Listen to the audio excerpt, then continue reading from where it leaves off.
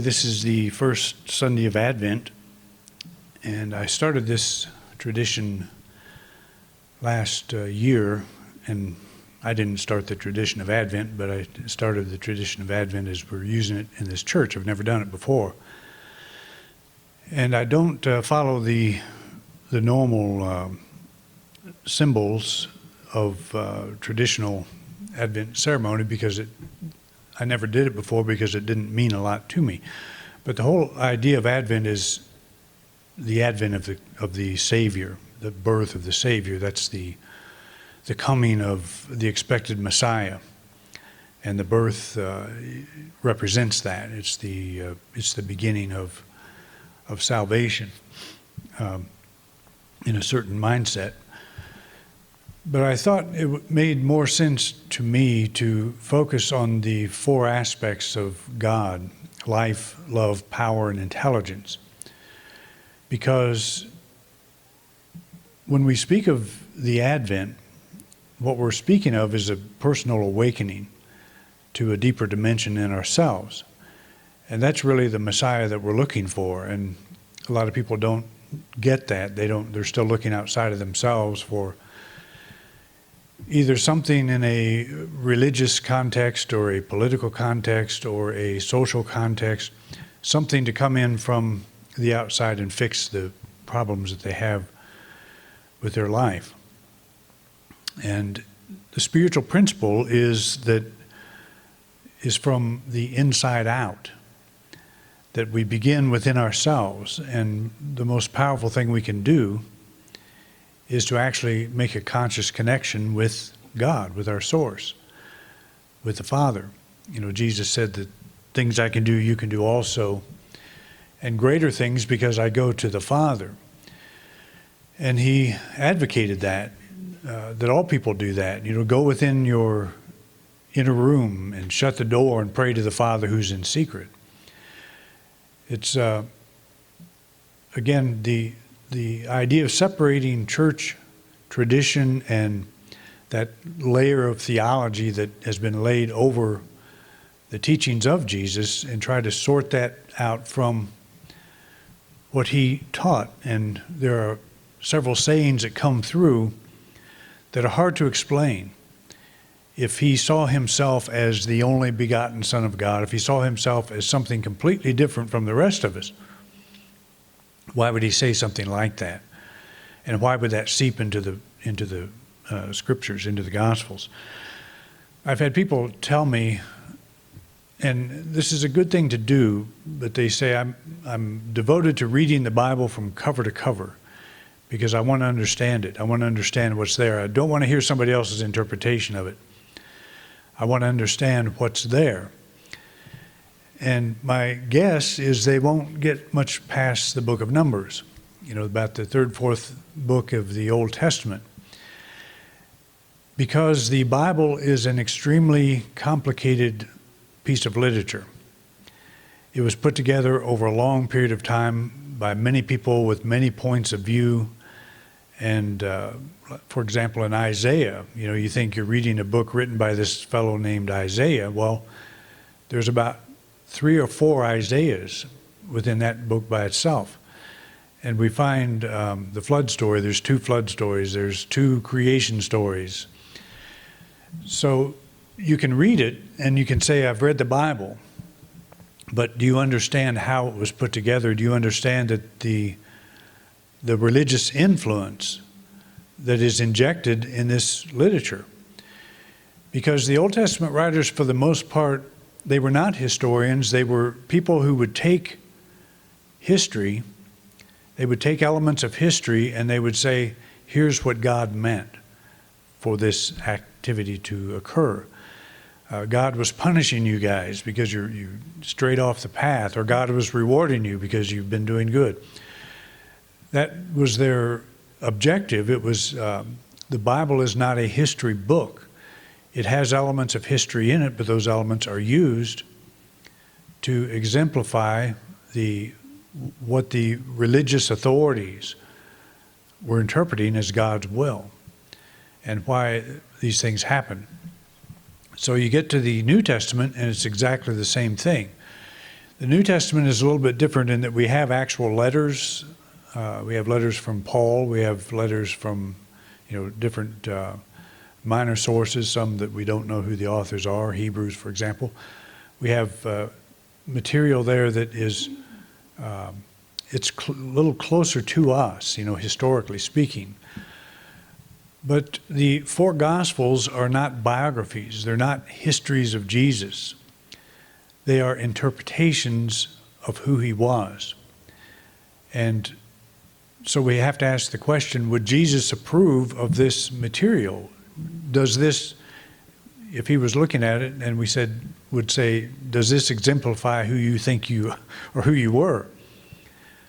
I would have to imagine, and we can only imagine, that he would say, what? Where did this come from? But you see, the clue that we get is hiding in plain sight. We have four Gospels according to Jesus? No. Four Gospels according to Matthew, Mark, Luke, and John. And those themselves were autonomous. The Gospel, the earliest copies of the Gospels that we have are not named. They don't have names on them. They were added going by some of the context that's in them. And so it's, you can read the Bible, but will you understand how it was produced, why it was produced, the influences involved? So that's what we always have to keep going back to. Does it make the Bible any less valuable? No, it doesn't. In fact, the more I learned about it from a critical scholar's point of view, the more valuable it became. It's okay to go in and pick out this verse and that verse because it opens something in you, because you respond to it. Or take a saying of Jesus that means a lot to you. That's what I do. I focus on those sayings that mean the most to me and that support what I think he was, who I think he was, and what I think he was. And I'm learning to tell the difference between what the church was trying to tell me he was and who he was. And it's kind of an interesting search, and I think that's probably spend the rest of my life working on that particular project. But there are certain ideas that if you get clear in your mind, you will be able to see what I call the mystical thread, this deeper message that runs through and that comes out through the voice of Jesus. If you are clear about this idea that God is within you, God is within all individuals, and Jesus held and taught this, that every person is an expression of that, and that every person is one with that, you can find verses that correspond to those three ideas. And that to me is the way we tell. And some of them you have to sort through, like when he said the kingdom of heaven is like throwing a net into the sea and catching fish of every kind. And the people sit down and keep the good ones and throw away the bad ones. How could that possibly have anything to do with the inner? But when you think about it, that's how our mind works. We're always casting our mind into this vast sea of infinite possibilities, and we're holding on to certain kinds of ideas, certain kinds of fish, and we're throwing away others. That's how we work. Jesus is explaining this. This is how you relate to the kingdom. It's through your mind. It's through your choice of thought. You're always keeping something and you're always throwing something away. You see, I could give somebody off the street the book Lessons in Truth that meant so much to me, and they would look at it and they'd throw it away. They'd say, this makes no sense. It comes from a cult. It's, something weird. So that would be a fish they would not value. And why would they not value that fish, that idea? Why would they not value the same ideas I value? It's because they have a different value system. They have a different core value system. So that's how the kingdom works. The closer we get to the understanding that God is within us, our core value system changes, and we keep some fish that we used to throw away. That parable then makes sense when you think of it from this point of view. It's the way the mind works. So you can't just sit down and read through it with that in mind. You have to, some of these things require some thought. But the things like, when's the kingdom coming? Some, say here, low here, some say low there and all that. But the kingdom does not come, it doesn't come through observation. Well, I understand that. I understand what that means. You can't see it, even though it is spread out upon the earth. It's the fish swimming around in the water saying, water? What are you talking about? It doesn't see the water. We live in God. We live and move and have our being. That's another part of that mystical thread that Paul picked up on. In him we live and move and have our being. Makes perfect sense to me. So why do we put him up in the sky? Why do we put God up in the sky? That's religious tradition. So the difference between tradition and the mysticism of what we find in this mystical thread is the difference in thinking of God as separate from us and God as one with us. So when you come from that perspective, certain scriptures stand out. They harmonize with that idea. But more importantly, they harmonize with something in you, even if you haven't figured out what that is yet. You respond to ideas from a deep level. And so that's where the Advent occurs. It's within us. We are changing our value system. We're going from an externally oriented God to one that is within, and we're trying to work with, what does this mean? How do I see this? So we can turn to a man like Jesus who had it, who understood it, but is speaking through the filter of the church. And so we're left with the problem of having to decipher that. But if you come back to these three ideas, where is God located? Within.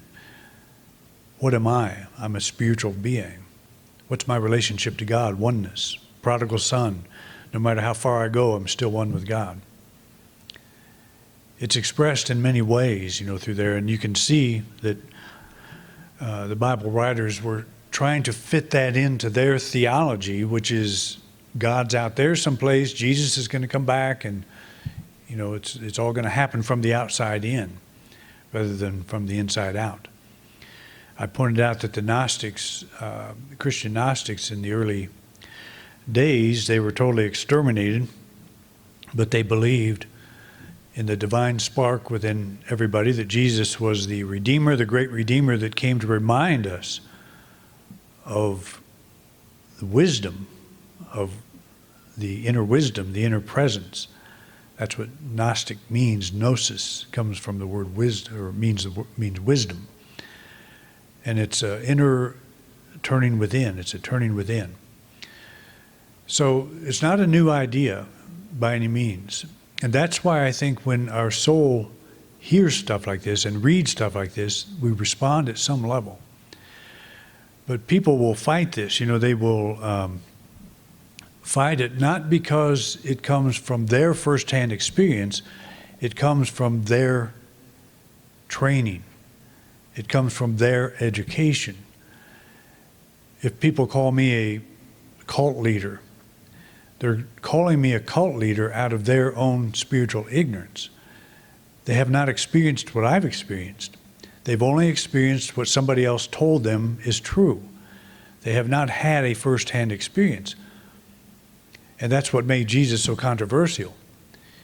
He was coming from a place, they asked, who is this guy? He's not even educated. How can he say these things that are so convincing, so powerful? Well, I understand how he could do it. Because the education, God is not taught in schools.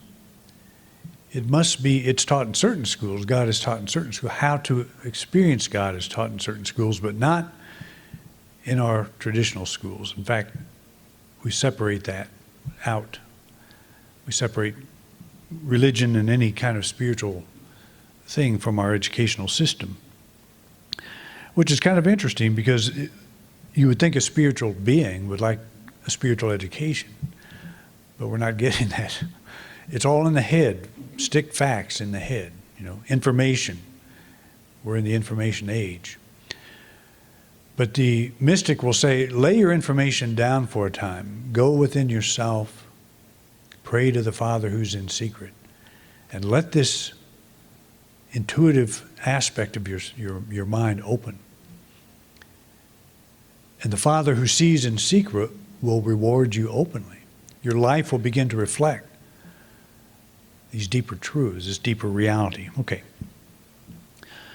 So the Advent wreath, as I have set it up, we have the 4 candles, and this follows the tradition only. I've changed the colors and the meaning of the candles.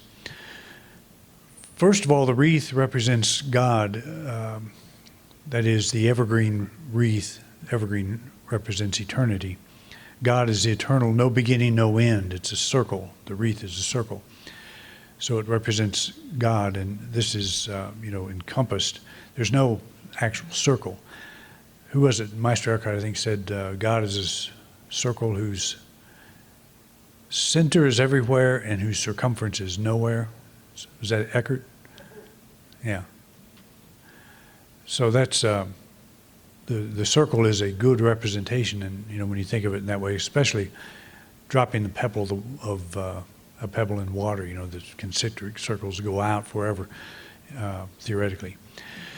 The white candle in the center represents the Christ or the soul, and I talk about returning to your center of power. It's your spiritual center. The candle I just lit, the green candle, represents life. The red candle that we'll light next week represents love, understanding, life, enthusiasm, love, understanding. Blue is power and expressing as strength. And the yellow is intelligence expressing as order. And we'll go through all of these as we move through this.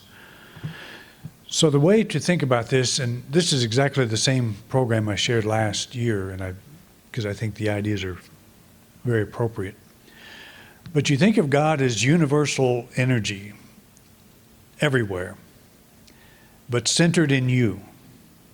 And that's the key. But no more in you than anywhere else. We are like a prism. And so the universal, if I say I am God, and I go out, on the street corner and say I am God, people are going to slap me down. They're going to say you're what's that word? Do what? Nutcake. There's a blasphemer. You're a blasphemer. You're delusional. All of the above.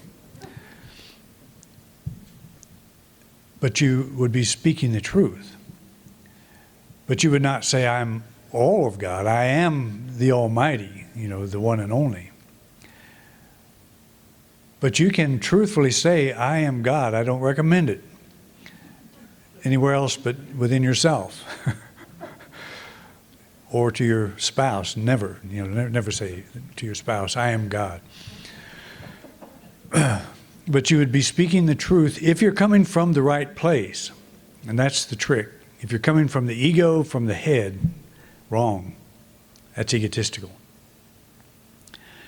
If you're coming from the soul, and see, that's the difference in Jesus. When he said, I am in the Father and the Father is in me, or follow me, he's not saying follow me, the ego, the person.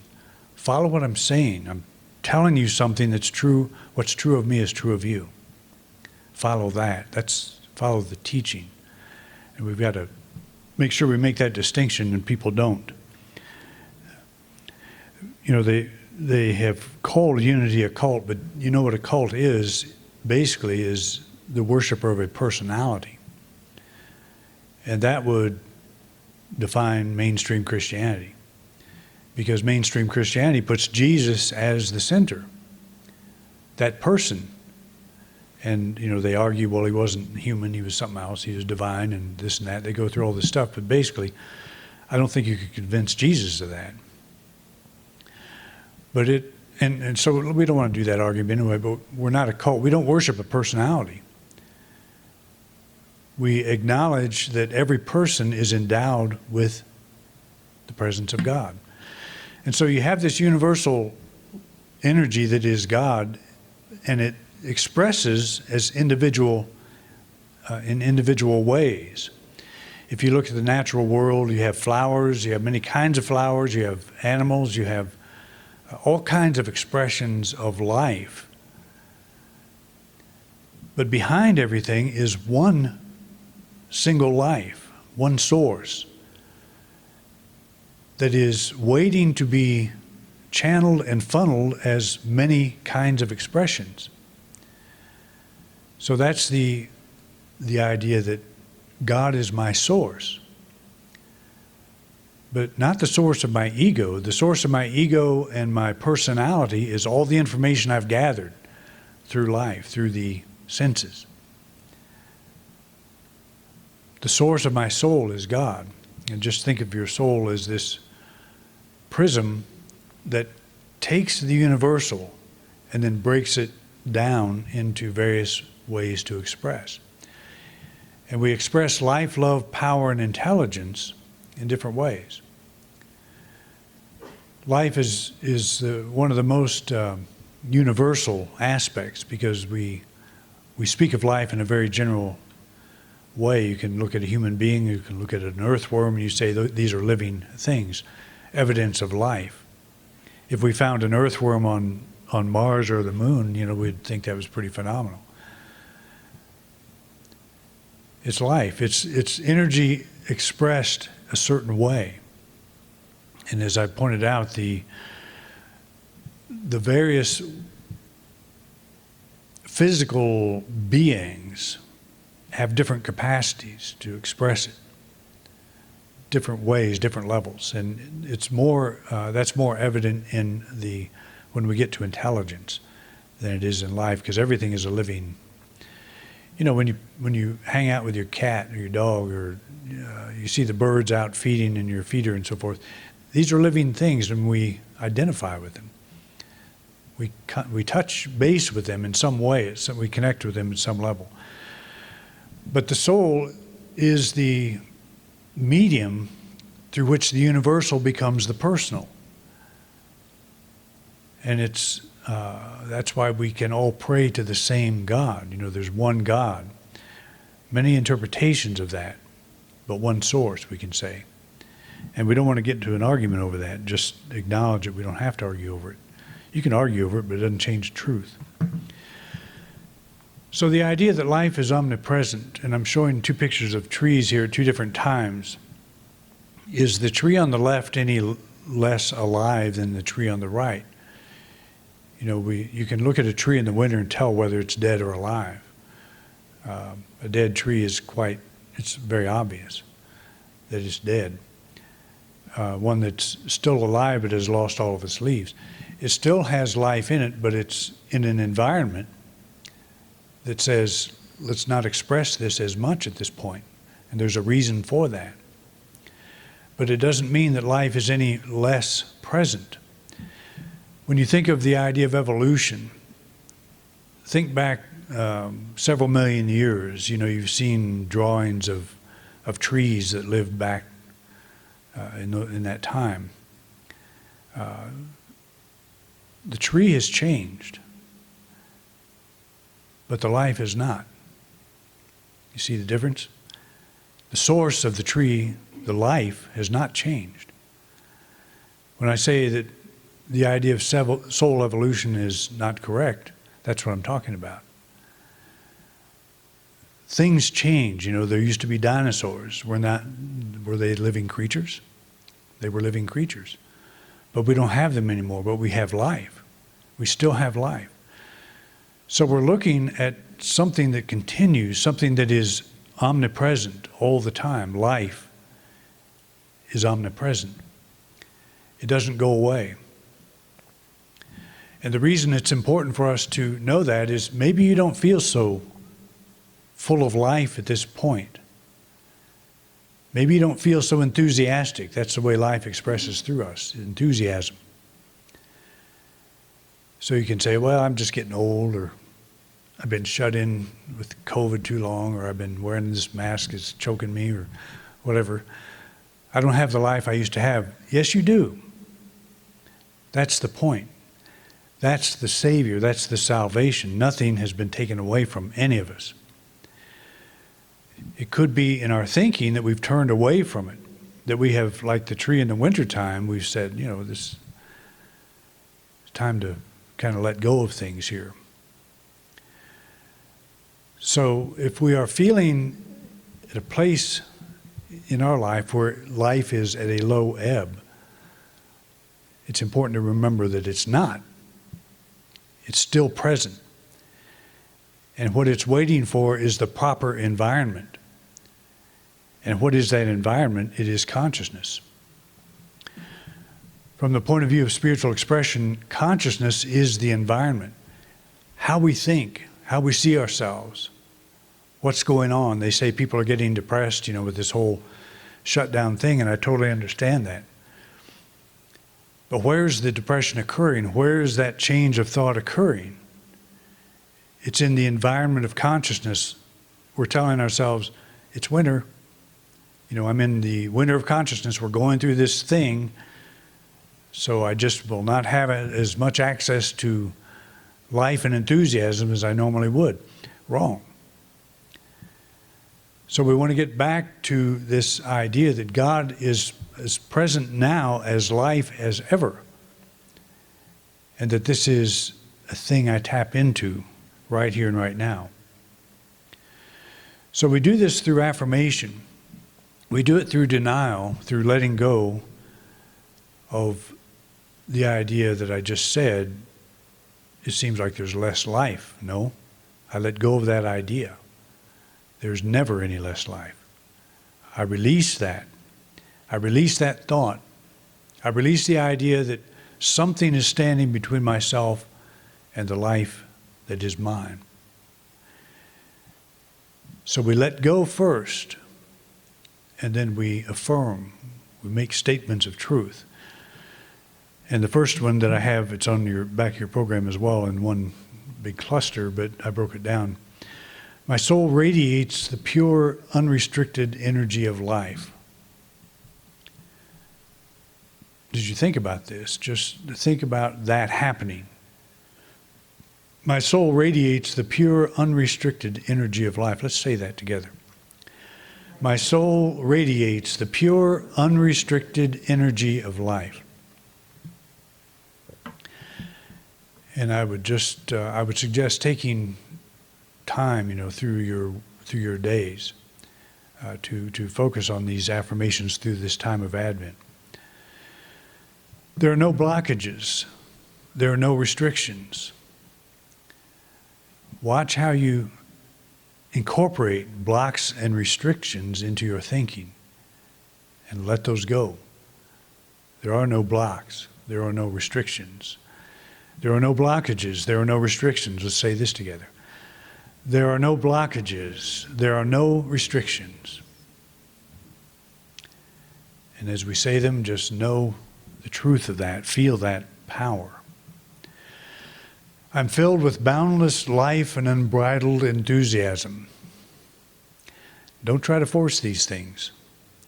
That's one of the beauties of affirmation, is you begin to say it whether you believe it or not. And pretty soon you feel a little bit better. You feel a little bit more optimistic. I'm filled with boundless life and unbridled enthusiasm. Let's say that. I am filled with boundless life and unbridled enthusiasm. The pure radiance of my soul shines in its fullness now.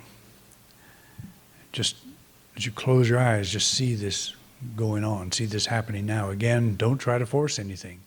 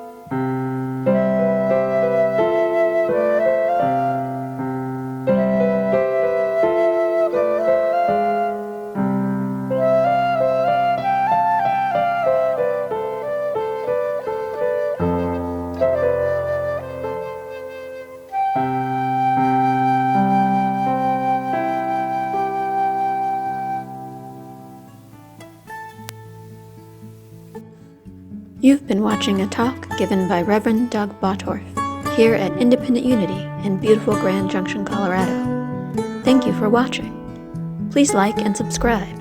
It really helps us spread our message. If you would like to support us, you can do so by clicking the button in the right-hand corner of the video screen. We greatly appreciate your support. Thanks again for watching.